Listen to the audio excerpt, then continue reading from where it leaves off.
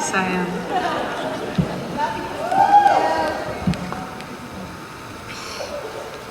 Detroit, thank you so much for welcoming us here. It's such an honor to perform here. Thank you.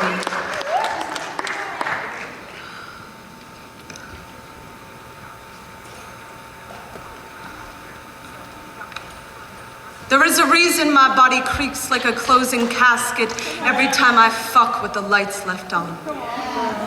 It is the same reason my friend sets fire to photographs of birds and follows the smoke with pleading eyes. We both had years when the phoenix didn't rise. When we slept in beds of cindered feathers and held hollow ashen beaks the way other kids hold ice cream cones. I sucked the bones of a songbird's rotting wing, and you think your pills are gonna fix me, doctor. You think I'm gonna chase this down with water. The shame as loud as his next girl's nightmares. I tied my tongue like a ribbon in my baby sister's hair, like a bow around a gift I gave to my father and mother, and my silence equaled every Christmas morning where we were still happy and grateful, but my silence was also his next girl's eyes, falling like timber when no one chose to hear, her roots ripped up, her ground eroding to the din of an old man's zipper. 20 years later, I wake in damp sheets, my body trembling to the ghost of her voice cracking like a frozen lake, and I don't even know her name. Never saw her face, only heard the rumor that he'd moved on to the hemorrhage of another perfect thing.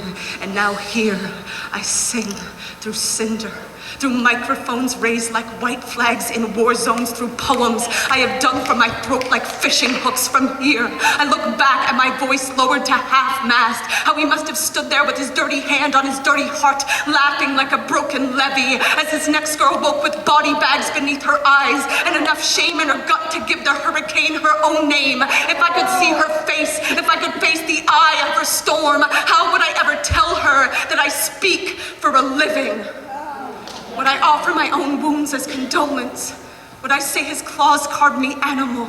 Would I say at 14 years old, I threw my bloody fist into my boyfriend's face till his eyes swelled shut and his tears turned crimson and his jaw cracked till I was finally convinced his hands were not every man's hands? Would I tell her I have stood beneath street lamps, waiting for the swarming flies to identify my body as carcass, to swallow every cell of salt and leave nothing behind but the trellis of my untouched bones? I remember the fault lines in the corners of his eyes, the way he shook hands with my father, the look on his face beneath the swollen sun. Even his shadow looked guilty, the concrete made crime scene by his touch. Would I tell her this? Would I ask if she has ever outlined her own body in chalk? Is there yellow tape in your top dresser drawer for those nights when your true love's kiss is an anthem to a dead country, and you find yourself with rope burns around your neck, begging the bodies of strangers to not respect you in the morning? In the morning, I shovel my blood from the white snow. I wipe my frantic breath from the window, and I bind my breast so that something will hold my breath so tight not even the air in my lungs could be identified as woman.